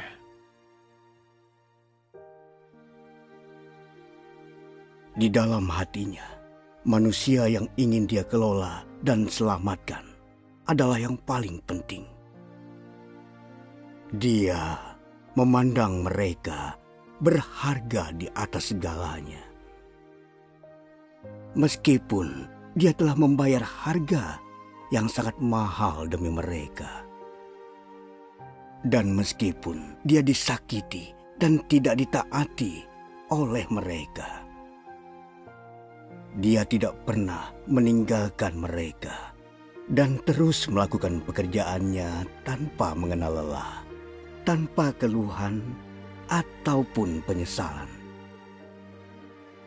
Ini karena Dia tahu cepat atau lambat manusia akan terbangun oleh panggilannya dan tergerak oleh firman-Nya, menyadari bahwa Dia adalah Tuhan atas ciptaan dan kembali ke sisi-Nya.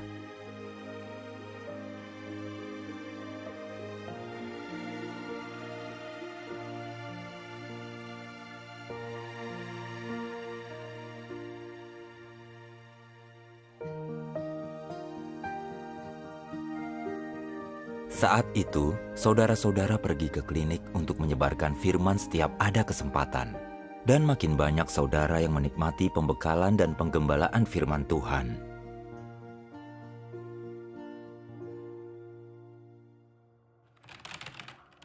Namun, baru saja kami bersuka cita atas hal ini, Dia kembali lagi. bahaya mengintai kami sekali lagi.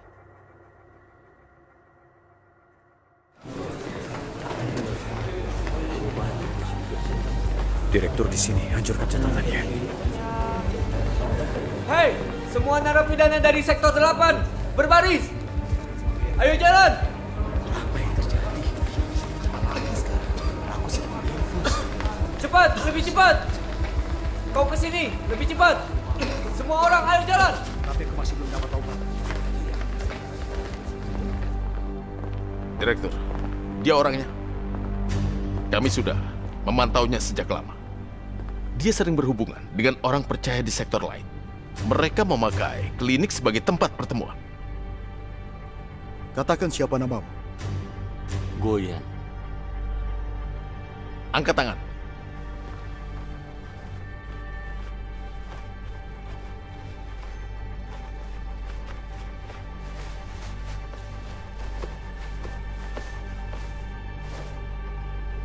Brengsek. Aku tidak percaya kau tidak bawa apa-apa. Lepaskan sepatumu.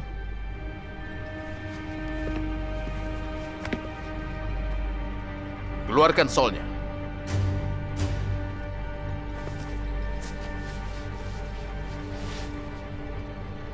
Balikan. Goyangkan. Yang satunya. Balikan. Goyangkan.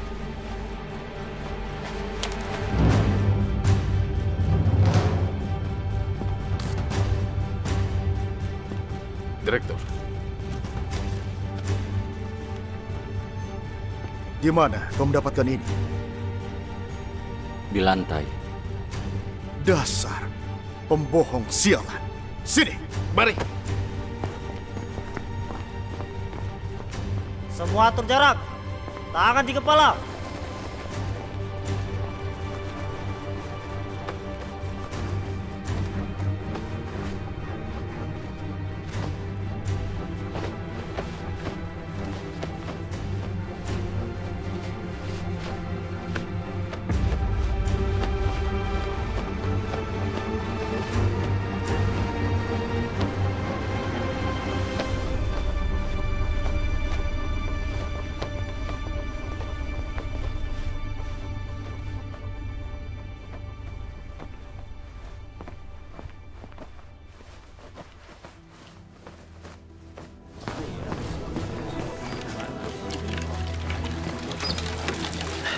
Yani, Goyan dalam masalah.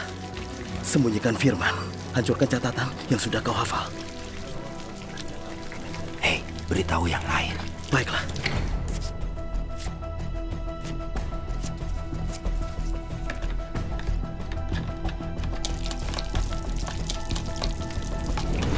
Semua tahanan berbaris dan bersiap untuk diperiksa Direktur Biro. Cepat, supaya jalan lebih cepat.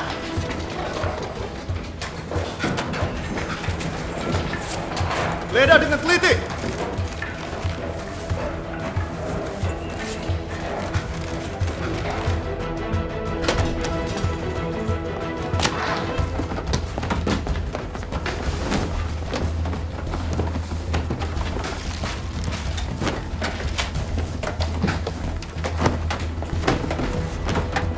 Lepaskan. Lebih cepat. Goyangkan sepatumu. Lebih cepat lagi. Cepat. Lepaskan. Lebih keras.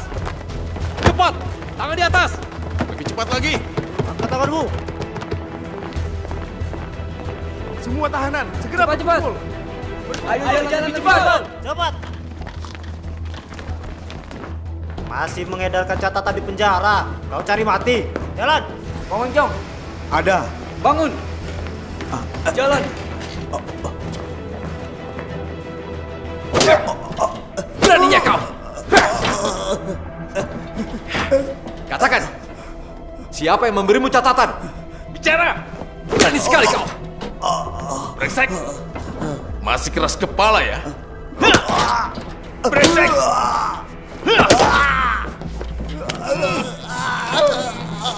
Brengsek. Jawab aku. Masih tidak mau bicara. Lakukan perintahku. Ya. Atau kupukul kau sampai mati. Kau bergerak. Bilang jangan bergerak. Jangan bergerak. Kau sini. Lanjutkan. Berdiri. Berdiri tegak. Berdiri yang tegak. Masuk sana. Brengsek. Lakukan perintahku. Jangan bergerak. Hei, dia mengedarkan catatan agama. Beri dia pelajaran. Jangan bergerak. Brengsek. Beraninya mengedarkan catatan di penjara. Kubunuh kau. Buka bajumu. Sialan, cepat.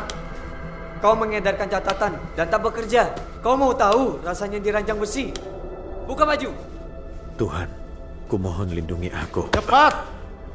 Buka. Masuk sana. Lepaskan aku. Jangan. Aku tidak berbuat salah. Perintah pimpinan, tempatkan di ranjang besi. Bawa dia ke sana.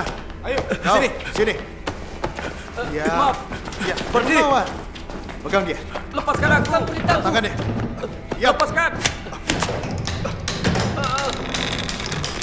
Brengsek, gua habisi kau. Di sini pun kau tidak mau mendengar. Rasakan akibatnya.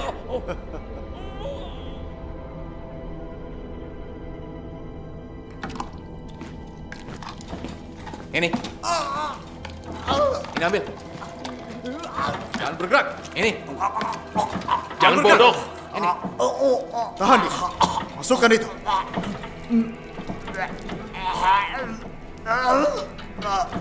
Brengsek. Aku tidak bisa memasukkannya. Minggir. Sial. Dasar brengsek. Strobik. Sialan kau.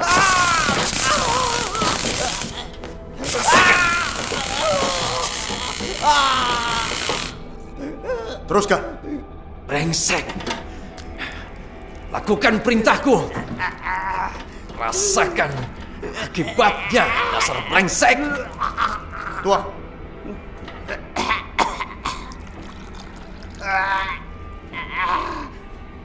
Hirup ini, dasar brengsek. Rasakan.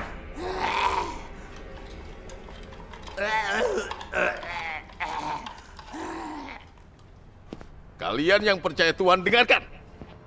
Kalian harus mengikuti peraturan. Jangan ada lagi diskusi tentang kepercayaan atau mengedarkan catatan. Ini aturannya. Jika ada yang mengedarkan catatan atau melanggar peraturan dan ketahuan, tidak akan kuberi ampun. Langsung masuk sel penyiksaan. Akan kucabut hak belanja, mandi, dan ke dokter. Apa kalian mengerti? Iya.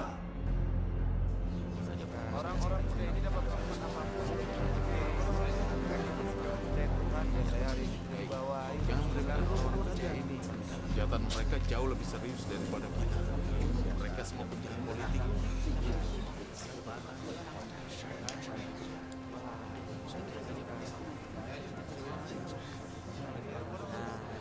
Mereka tak mengizinkan kita menemui dokter dan ini melarang keluarga kita membawa pertama kalinya. Barang-barang di toko penjara terlalu mahal. Siapa yang mampu membelinya? Iya. Ini hanya masalah mengedarkan catatan kan? Gini bagaimana ya? Yang repot kan kita juga. Betul. Ini gara-gara catatan orang bodoh percaya. Kita semua jadi menderita. Ya, ini semua gara-gara orang percaya. Jangan banyak.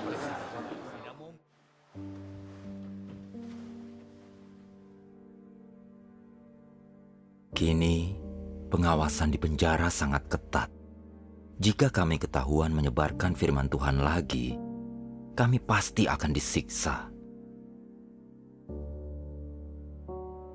Tuhan, beri aku iman dan kekuatan agar tak terintimidasi oleh si naga merah yang sangat besar.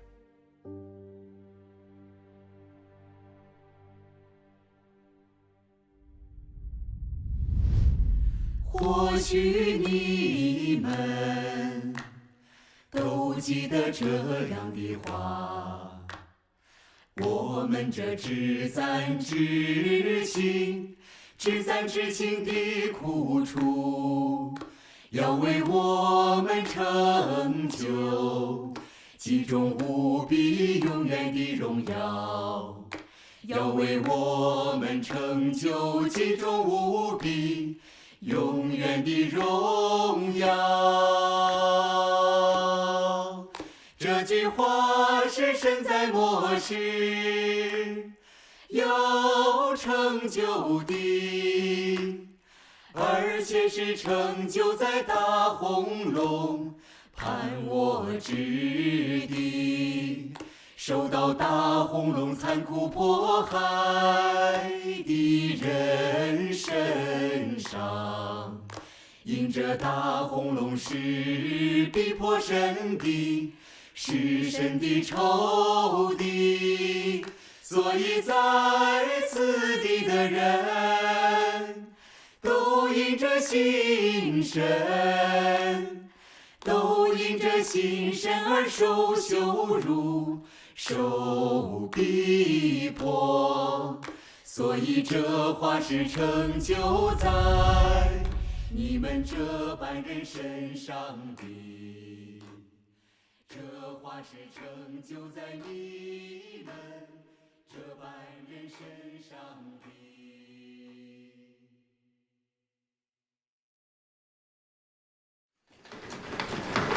Lanjutkan pekerjaan. Jangan lambat seperti itu.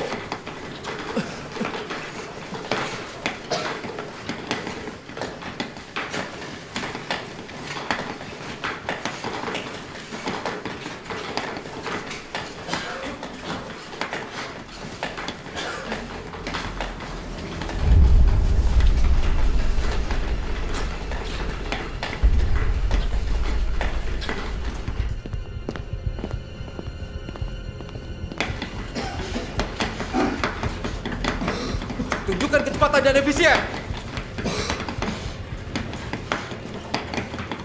Lebih cepat lagi, ayo.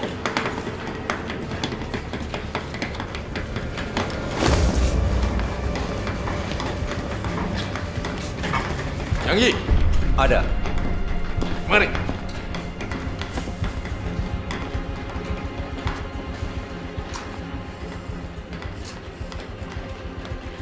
Angkat tangan.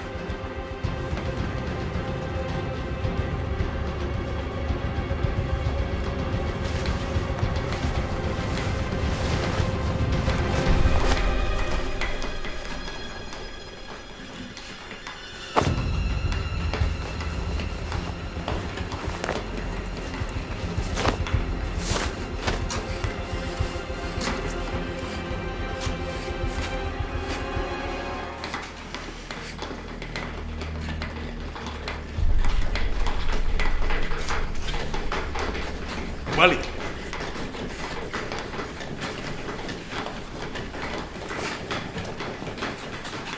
Kepala Sektor Ma.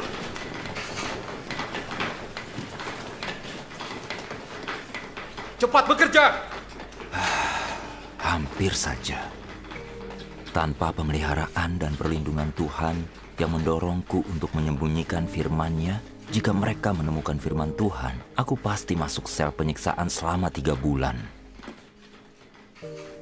Tuhan, aku bersyukur dan memuji-Mu.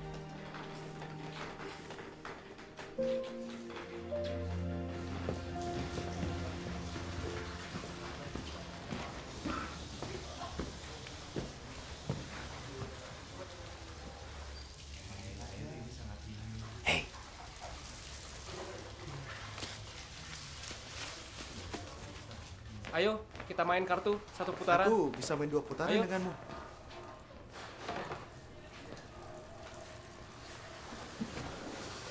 Astaga, aku lelah sekali.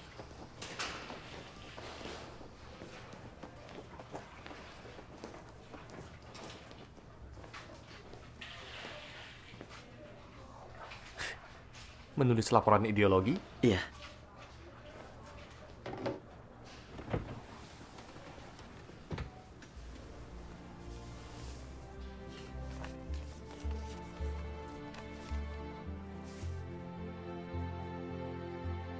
Ketika orang belum diselamatkan, hidup mereka sering diganggu dan bahkan dikendalikan oleh iblis. Dengan kata lain, orang yang belum diselamatkan adalah tawanan iblis. Mereka tidak memiliki kebebasan. Mereka belum dilepaskan oleh iblis. Mereka tidak layak atau berhak menyembah Tuhan. Dan mereka dikejar dengan gigih dan diserang secara kejam oleh iblis. Orang semacam itu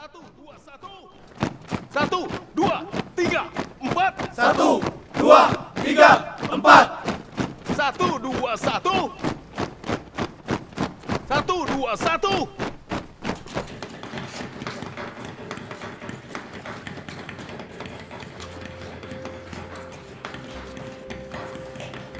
Sekuat apapun iblis, seberani dan seambisius apapun dirinya, sehebat apapun kemampuannya untuk menimbulkan kerusakan, seluas apapun taktiknya untuk merusak dan memikat manusia, selihai apapun tipu daya dan rencana jahatnya untuk mengancam manusia, sehebat apapun kemampuannya mengubah bentuk keberadaan dirinya, ia tidak pernah mampu menciptakan satu makhluk hidup pun, tidak pernah mampu menetapkan hukum atau aturan untuk keberadaan segala sesuatu, dan tidak pernah mampu mengatur dan mengendalikan objek apapun, baik yang hidup atau mati. Di alam semesta dan cakrawala, tidak ada orang atau objek apapun yang lahir darinya atau ada karenanya. Tidak ada orang atau objek apapun yang diatur olehnya atau dikendalikan olehnya. Sebaliknya, ia bukan saja harus hidup di bawah kekuasaan Tuhan, tetapi lebih dari itu, ia harus menaati semua perintah dan titah Tuhan. Tanpa seizin Tuhan, iblis tidak dapat menyentuh bahkan setetes air atau sebutir pasir pun. Tanpa seizin Tuhan, iblis bahkan tidak dapat memindahkan semut, apalagi manusia yang diciptakan Tuhan. Di mata Tuhan, iblis lebih rendah daripada bunga bakung di gunung, daripada burung yang terbang di udara, daripada ikan di laut, dan belatung di tanah. Perannya adalah melayani segala sesuatu dan bekerja untuk manusia, serta melayani pekerjaan Tuhan dan rencana pengelolaannya. Selicik apapun naturnya dan sejahat apapun hakikatnya, satu-satunya yang dapat ia lakukan hanyalah patuh menaati fungsinya, yaitu melayani Tuhan dan menyediakan sebuah kontras bagi Tuhan, Seperti itulah esensi dan posisi iblis. Hakikat dirinya tidak ada hubungannya dengan hidup, dengan kuasa, dan dengan otoritas. Ia hanyalah mainan di tangan Tuhan, hanya mesin yang melayani Tuhan. Firman Tuhan memiliki otoritas dan kuasa dan memberi kita iman dan kekuatan. Meski penjara itu tempat yang keras dan berbahaya, dan penganiayaan Sinaga Merah yang sangat besar terus berlanjut, Tuhan selalu menyertai, memimpin, dan membimbing kami. Entah berapa kali kami dalam bahaya, tapi Tuhan secara ajaib melindungi kami melewati semua kesulitan ini. Setelah mengalami penganiayaan dan kesukaran, kami melihat esensi iblis yang membenci kebenaran dan membenci Tuhan, dan memahami kedaulatan Tuhan yang maha kuasa. Kami sadar, sekejam dan sejahat apapun iblis, dia hanyalah pion di tangan Tuhan. Dia alat yang Tuhan pakai untuk menyempurnakan umat pilihannya dan membantu hidup mereka bertumbuh. Iman dan kasih kami kepada Tuhan bertambah, dan kami bersyukur dan menaikkan pujian yang tulus kepada Tuhan dari lubuk hati kami.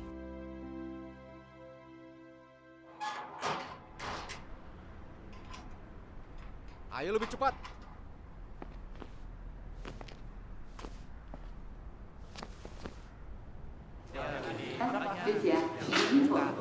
Nah, tunggu. 4 as. Kau punya apa? Cuma itu saja. Tidak ada. Kenapa ada susah? Buruk. Aku keluar. Iya, Karena kau tak bisa menang. habis kau. Tutup mulutmu. Hati-hati. Aku pukul kau. Apa kabar? Aku baik.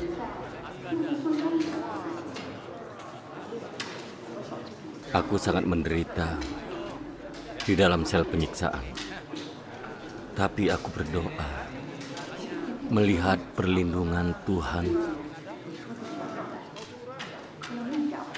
dan makin percaya pada Tuhan. Sedikit menderita tidak masalah. Yang penting berdoa, Tuhan menyertai, dan kita beriman. Jadi, penderitaan ini sepadan.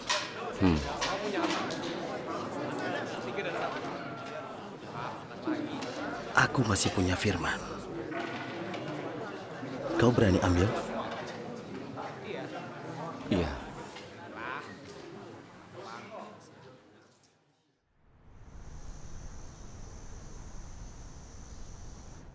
Kalian telah dipenjara 2 tahun lebih. Aku menemui kalian karena aku mau kalian tanda tangani 3 surat. Hukuman kalian dapat dikurangi. Ini membuktikan kalian telah direformasi dan mengakui semua kejahatan kalian. Setelah bebas, kalian akan jadi warga negara yang sah dan tidak perlu lagi diawasi oleh polisi setempat. Kuharap kalian kembali dan mempertimbangkannya.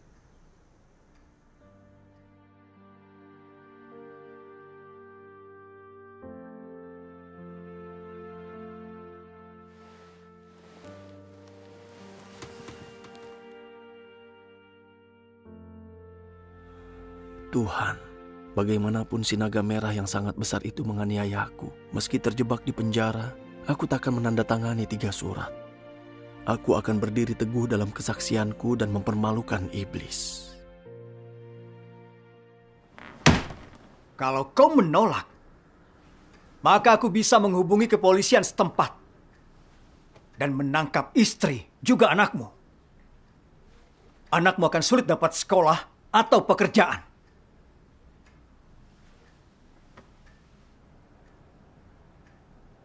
Kepercayaanku tidak melanggar hukum dan tak merugikan orang atau kelompok manapun. Kepercayaanku itu wajar. Jadi, aku tak mau tanda tangan. Sialan, kau tak tahu apa-apa. Chang Lu, kau mungkin tidak peduli di penjara beberapa bulan lagi. Tapi pikirkanlah orang tuamu. Setiap hari kau di sini, mereka mengkhawatirkanmu. Apalagi mereka sudah tua. Dan kau harus merawat mereka. Tapi sekarang, bukan saja tidak bisa merawat mereka, kau libatkan mereka dalam kejahatanmu dan membuat mereka cemas. Kau pikir kau layak menghadapi orang tuamu? Hah? Kepercayaanku tidak melanggar hukum. Aku sudah dipenjara selama 4 tahun. Aku tidak bisa pulang dan merawat orang tua yang mencemaskanku. Bukankah ini karena Partai Komunis? Tapi kau masih bilang ini karena kepercayaanku. Bukankah kau memutarbalikkan kebenaran? Apapun yang kau katakan, aku tidak akan menandatangani 3 surat. Bawa dia. Ayo. Tanda tangani ini. Aku tidak melanggar hukum. Aku tak mau tanda tangan. Itu mengkhianati Tuhan. Aku tidak mau. Aku tak mau. Tak mau. Aku percaya Tuhan dan di jalan yang benar. Meski di penjara selamanya, aku tidak mau tanda tangan. Dasar kau ini keras kepala.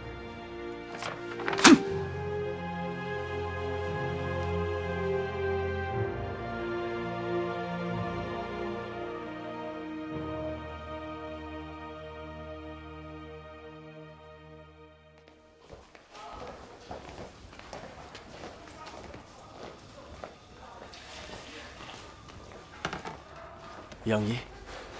Hei, Ciliang. Ayo, duduk.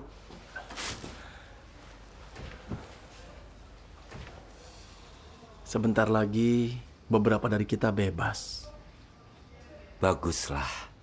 Simpan barang-barang ini dan pakailah. Iya. Cuacanya dingin. Pastikan kau punya selimut. Iya, baiklah. Apa kau ada kesulitan yang ingin dibantu? Akan kubantu. Tidak. Jangan mencemaskanku.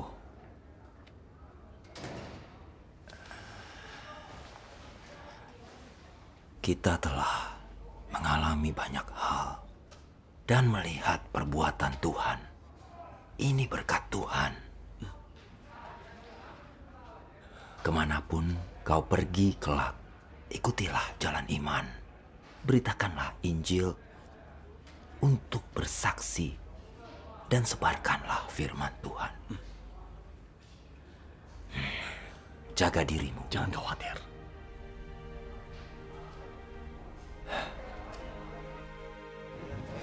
Kusimpan semua firman Tuhan di sini. Berikanlah kepada yang membutuhkan. Baiklah. Jaga dirimu. Selamat tinggal.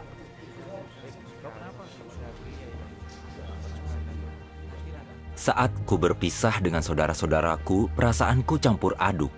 Aku bahagia untuk mereka, tapi juga akan merindukan mereka.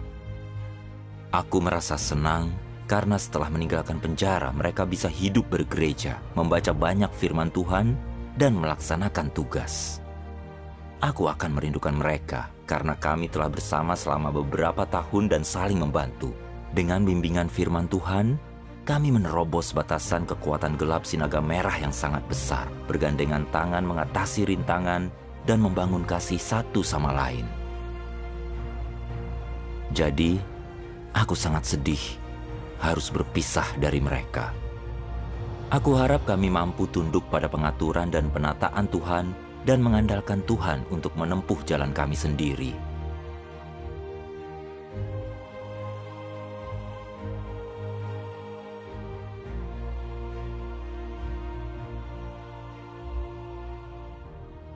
Sekarang adalah waktunya aku menentukan akhir setiap orang. Bukan tahap di mana aku mulai membentuk manusia. Aku menulis dalam buku catatanku satu persatu, perkataan dan tindakan setiap orang, jalan yang mereka tempuh dalam mengikuti aku, karakteristik dasar mereka, dan bagaimana mereka bersikap pada akhirnya. Dengan cara ini, tak peduli orang macam apa, takkan ada yang lolos dari tanganku. Dan semua orang akan bersama jenis mereka seperti yang kutetapkan. Aku memutuskan tempat tujuan orang bukan berdasarkan usia, senioritas, jumlah penderitaan, dan yang utama atau sejauh mana mereka mengundang rasa kasihan. Tetapi berdasarkan apakah mereka memiliki kebenaran, tidak ada pilihan lain. Engkau harus menyadari bahwa semua orang yang tidak mengikuti kehendak Tuhan akan dihukum. Ini fakta yang tidak dapat diubah. Jadi, semua orang yang dihukum pasti dihukum karena keadilan Tuhan. Dan sebagai ganjaran atas banyaknya tindakan jahat mereka.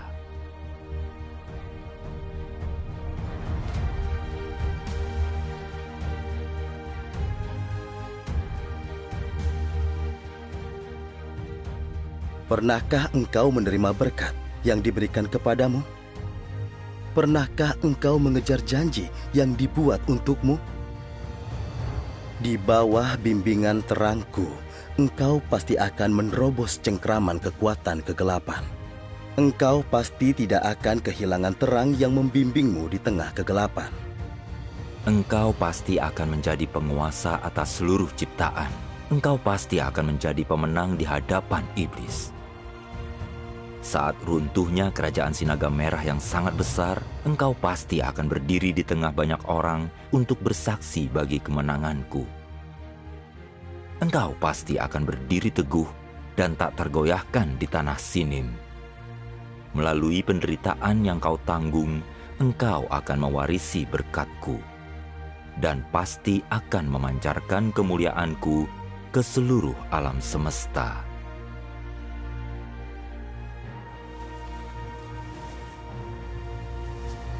Tuhan yang Maha Kuasa, meskipun kelak kami harus menghadapi ancaman dan teror iblis setiap hari dan menanggung siksaannya, kami yakin akan hikmat dan kemahakuasaan-Mu, dan kami menempuh jalan di bawah bimbingan firman-Mu. Rasa sakit dan penderitaan apapun yang mungkin kami hadapi kelak, asal kami mencari dan mengandalkan Tuhan, kami tak akan tersandung. Tuhan, meskipun aku menghabiskan hidupku di penjara, aku mau teguh dalam kesaksianku dan mempermalukan iblis. Selama kami masih hidup, kami harus makan dan minum firman Tuhan, menyebarkan firman Tuhan, dan teguh bersaksi bagi Tuhan. Kami bertekad mengikuti Kristus akhir zaman, dan kami tidak akan pernah menyesalinya. Kami takkan menyesalinya. Kami takkan pernah menyesalinya. Kami takkan pernah menyesalinya. Kami takkan pernah menyesalinya. Tak pernah menyesalinya. Tak pernah menyesalinya. Tak pernah menyesalinya. Tak pernah menyesalinya. Tak pernah menyesalinya.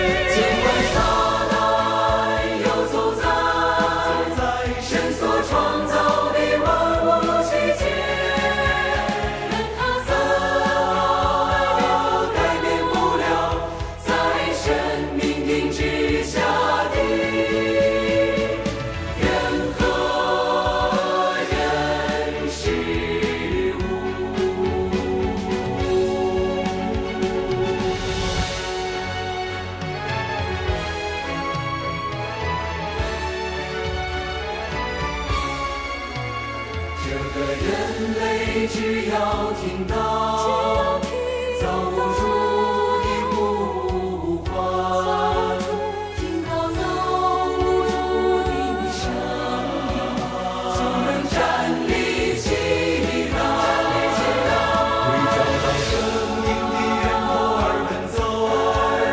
整个人类只要看到造物主的身影，便能不顾一切，撇下一切的为他花费，甚至为他舍命，为他舍命，让人类的心灵体悟到造物主牺牲的时候，人类面前要撒旦来到造物主的身边，让人类完全洗掉了身上的污垢，得到造物主再次滋养供应的时候，人类的记忆便得以恢复。这时的人类就真正